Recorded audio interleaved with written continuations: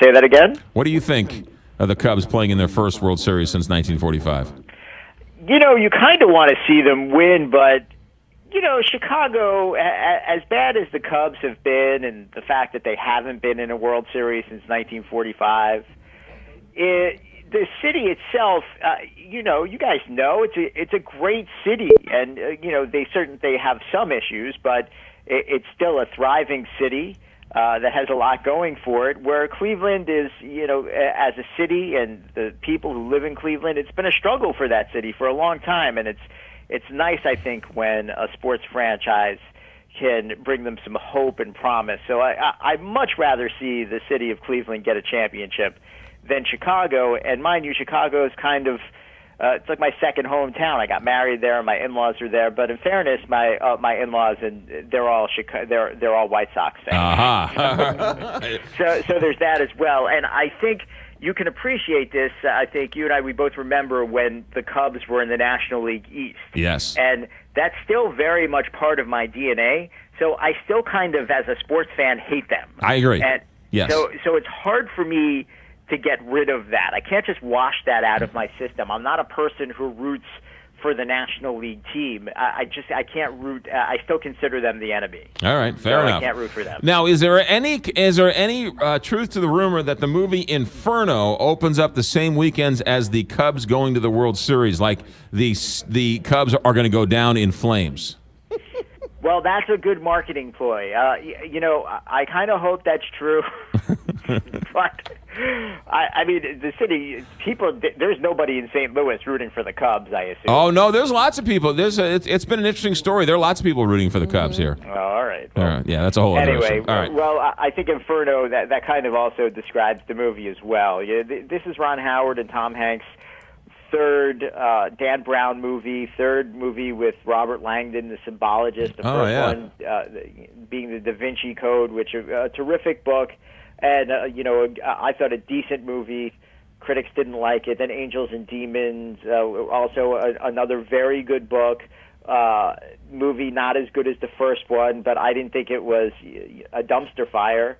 Whereas this one, to me, is more dumpster fire-ish. And it's, love Tom Hanks. We have to qualify, love Tom Hanks, love Ron Howard. Both terrific storytellers. Great. Tom Hanks certainly expresses himself as an actor, one of the most lovable actors in the world. But he can't save this movie. It's just, I don't love the story. I don't think anything is believable. I think Tom Hanks as Robert Langdon at this point is just, it's awkward. It's kind of like seeing a 50-year-old shirtless man at a Taylor Swift concert. Just awkward. Simple as that. Just not a good movie. No, and it's got a great cast. From top to bottom. Also, his co-star in this movie is Felicity Jones, up-and-coming actress, terrific actress. Does star in Rogue One, a Star Wars story, and many other movies, and is someone who could easily win an Oscar one day. But still, even the terrific acting in this movie, terrific actors, cannot save a film that's just simply not believable and a little awkward. All right, there you go, Inferno. So watch the implosion of the Cubs over the weekend as opposed to go see the movie Inferno. David, well, I do want to say this. I'm not sure if it's opening this weekend in St. Louis. It might be. There's a movie called Moonlight that should be on your radar, and it's been getting a lot of buzz. It's an independent film. It's not exactly a mainstream movie, but I suspect it's going to get nominated for Best Picture at the Oscars. And it follows a young black man in 3 stages of his life, from his childhood to his high school years to when he's an adult. And the thing about him, he's raised in a very tough neighborhood. His mother is a drug addict, and he's sort of raised by a drug dealer. And it's also very apparent when he's a child that he's gay.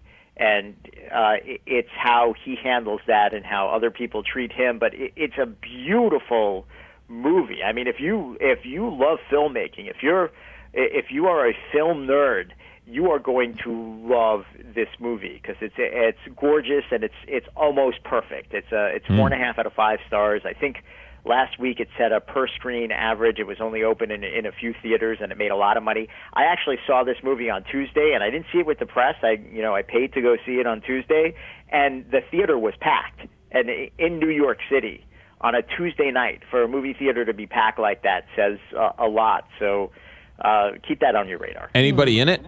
Any names in it? Nobody incredibly famous. Okay. And you don't need to have somebody. Right. Yeah. No stars. The best thing about this movie is no stars. Nope. Moonlight. The movie's Moonlight? Yeah. We'll check it out. Thanks for the heads up. David Blaustein, have a good week. Thanks. Take care. Bye. All right. Good. I love those little insights. I do too. Moonlight. Yes. 827, Big 550.